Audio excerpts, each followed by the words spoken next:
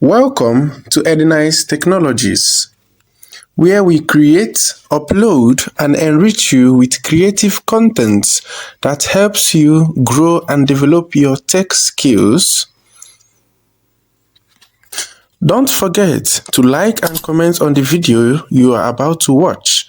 Hit the subscribe button and turn on the notification bell to stay updated with new contents. So for today, we'll be talking about the desktop environment. The desktop is what you see first each time you log in to Windows, okay? Now, there are two parts to the desktop. First, there is the large space. As you can see, I highlighted it. This is the large space. It usually contains icons, programs, files, documents, and applications on the desktop. So that is the first part. Secondly, we have the taskbar. It's located at the bottom of the page. Okay? It also contains several parts. Now, on the taskbar, you can see the start button.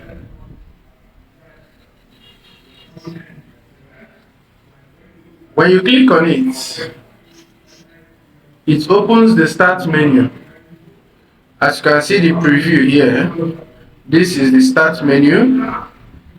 Okay, so on the start menu, you have the recently added applications and programs, and you also have all the programs in this computer system listed alphabetically from A to Z. And how do you know that? You can use the scroll bar here to scroll vertically, going up or down. And when you go up or down, you will notice that the programs are arranged in alphabetical order from A. You can see the Adobe Photoshop there, 2021, and you are going down. For C, you can see calculator. There, you can see F, Facebook Hub, and other programs there. You can see the I, the M, you can see the O, the P, the S. That is how you have it down to X and Z. Z is the zoom, okay? So that is the start menu for you. Still under the start menu, you can see the account.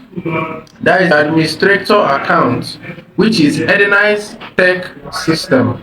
Okay, when you click on this, it will take you to the administrative account of this computer system. Okay, yeah, so you have it here. Your information is showing. Yeah, this is the administrator. The local account is Edenice Technology. You can put pictures there. You can browse. You can create a picture for yourself that will display here. You can click on browse, and when you click on browse, you can select any picture of your choice and put it there. Okay.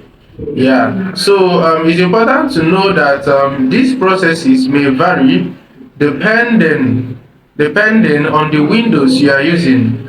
This is Windows 10 Pro. Okay. So this is how it displays in mine. Alright, so let's move to the next one. The next one, you can see the documents. Once you click on it, it will take you to the documents dialog box as it is displaying, and then you can search for any document you wish in the folder that is displaying here. Okay. That being said, let's move on to the next, which is pictures. So when you double click, it will also take you to the picture dialog box, right? Where you can see the pictures you have in your computer system. If you have the pictures, all those pictures will be showing here, okay? Alright, then let me close my dialog box. You can use the escape key to close the dialog box. I hope you know that. Escape is used to close dialog box. Alright, so Now you click on the start button again, and we have settings. This will take you to the settings of this computer system. Now you see the settings. You see the N-Nice Tech System, that's the local account, the administrator account. You see OneDrive, you see Windows Updates, web browsing. So all you are seeing here is the settings of this computer system. Through these options you are seeing here, you can change or manipulate the settings that came by default in this computer system. Okay, so this is where you find the options to do so if you want to do that. Okay, so let's progress. Now the last option you are seeing here is the power option. With this you can shut down, you can put your system to sleep, and you can restart. Some Windows will have an option for hibernating. Okay, so it does similar function with sleep.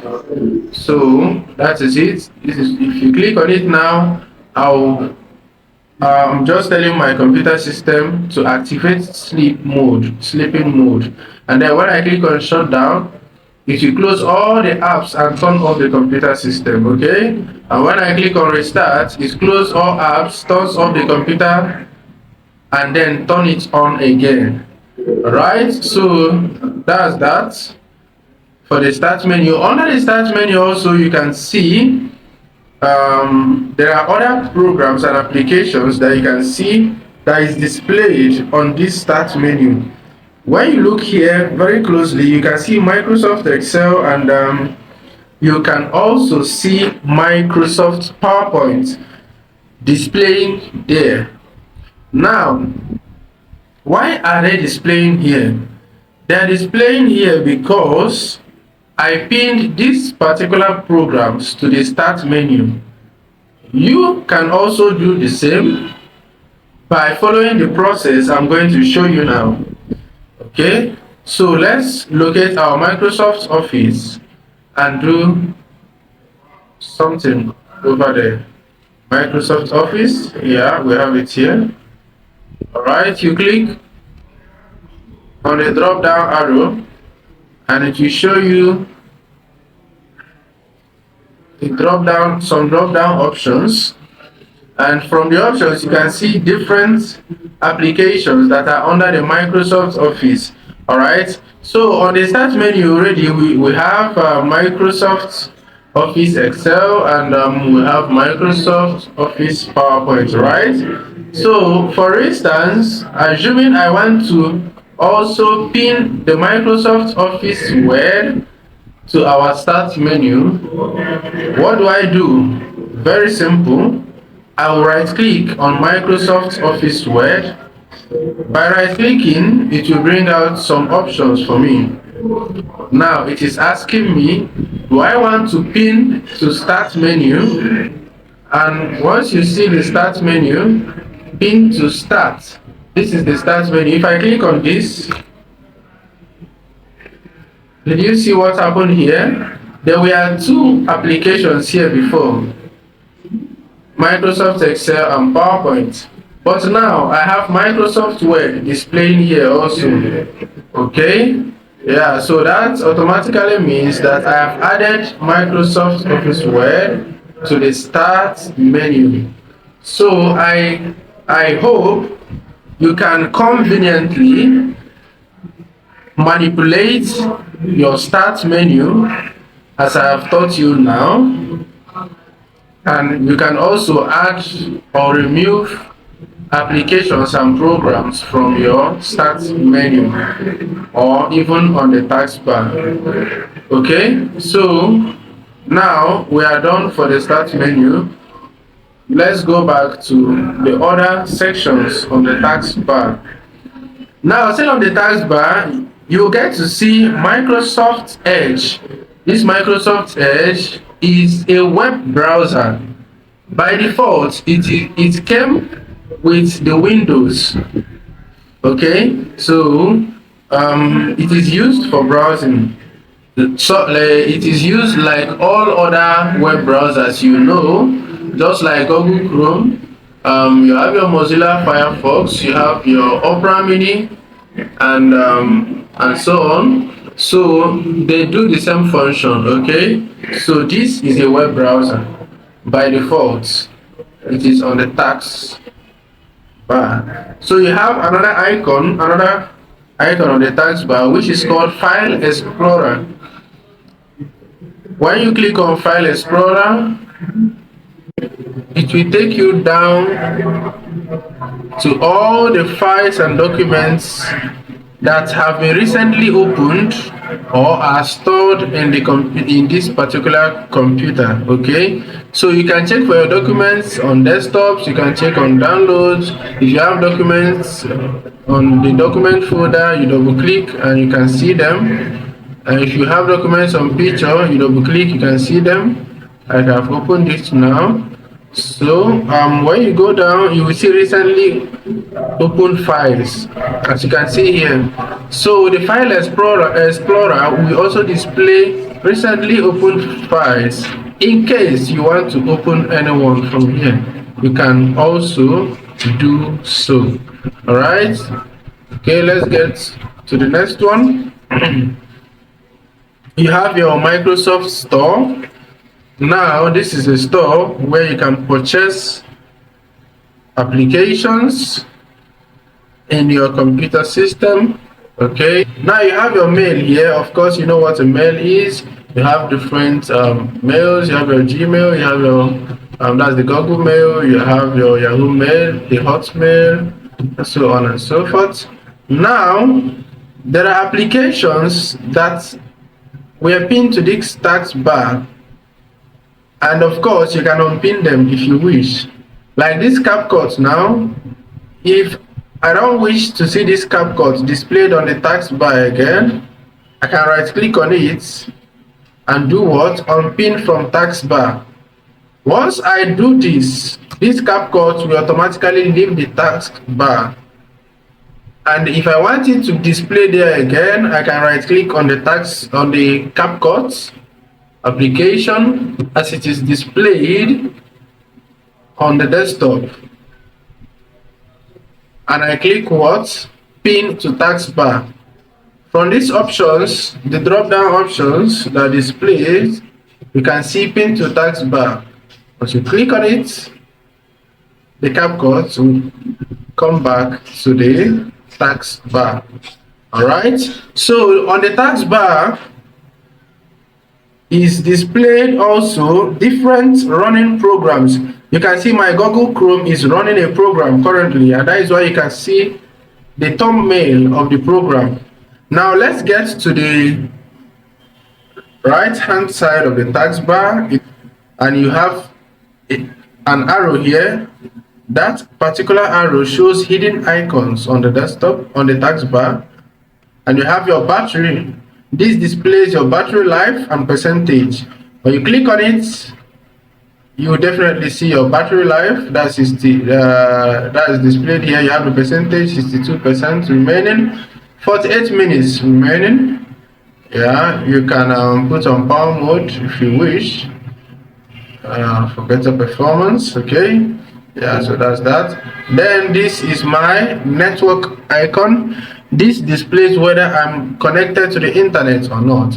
As it is displayed here, you will see that it has some wave signs, wave icon. It displays a wave like icon there. Now it means that I am connected to the internet, but I want to disconnect myself from the internet now, and then you will see what it looks like not to be connected to the internet.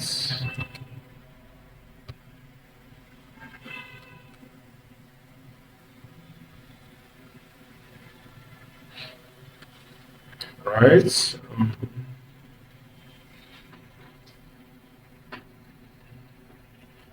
You get to see a display. All right, now you see it has changed now to a world web like icon, and it's showing you not connected. Connections are available. Okay, that's that for your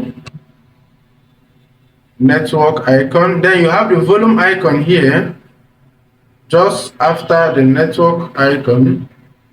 Now the volume range is at 100 at the moment, so you can manipulate it by clicking and dragging from this end to the left to reduce, and then when you want to increase, you drag to the right to increase. Okay, right. Still on the task bar, you have your date and time. Now my date and time is displayed correctly here, and as you can see it there, it displays the current date and time of the day. So this date and time is controlled by a battery called the CMOS battery in the computer system, and if the CMOS battery is healthy, the date and time of the computer system will still be correct and accurate. But once the CMOS battery is weak, that means the date and time of the computer system will not be set automatically, and you have to do that manually. Assuming you see yourself or you find yourself in a situation where you have to change the date and time, how do you do that? Now you can easily right click on the date and time, and you locate adjust date and time on the options that displays. Once you click on it,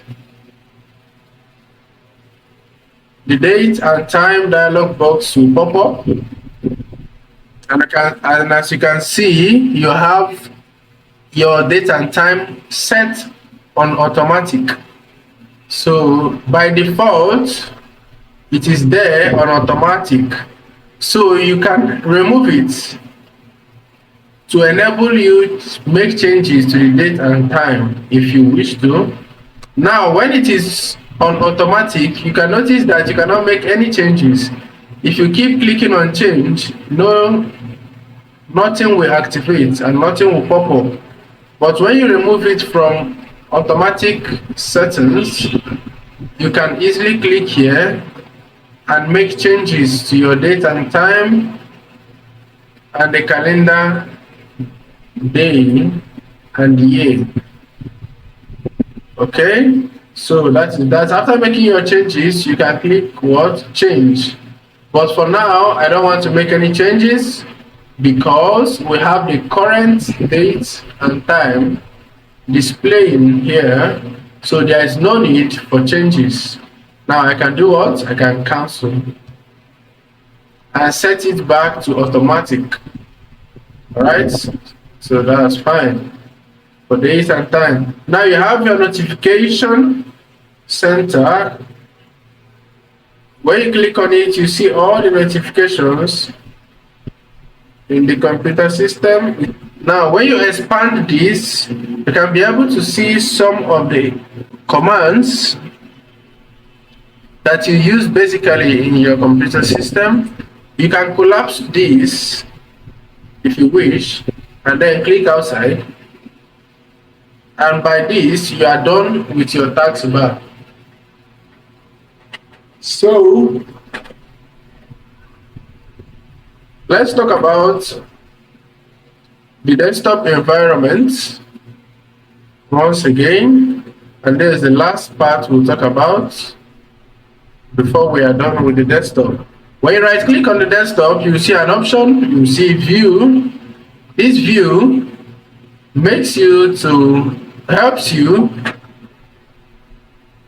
to change or manipulate the views of the icons and programs that are displayed on your desktop. Now it is on small icons. If I select large icons, the icons on the desktop will appear very large. And if I select medium icons, the icons will go back to the medium size. But if I select small, like as I have always done, it will bring all the programs and reduce their sizes to the barest minimum. Okay, then you have your sort. You can sort these icons on the desktop by their names, sizes, item type, and date modified. Okay, so that's it. Then the next one, you have the new. From the new, you can create a new folder. I can create a new graphic, choreographic, new office access database. Anything you click on here to bring it out anew. Okay. Alright, so we go to display settings. You click on display settings, it will show you the settings, the display settings of the computer system. You have your brightness and color.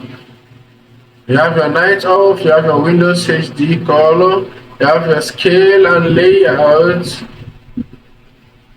You have multiple displays and so on. Okay, so that's that for displays.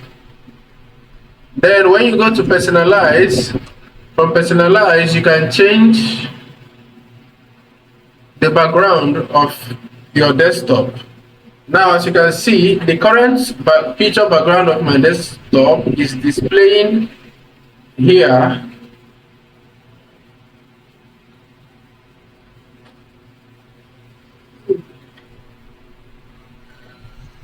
I can make changes to this if I wish. Okay, so now for the changes I wish to make, you can see the background. If you click on this arrow, you'll notice that there are picture, there is solid color, and there is slideshow. Okay, so I can decide to use a picture on my desktop. Okay, now using this picture, how do I do that? If I've selected the picture option, that's the first one. I will now go down and see browse. From here, if I click on browse, I can get pictures from my computer to bring out open dialog box. I can get any picture of my choice.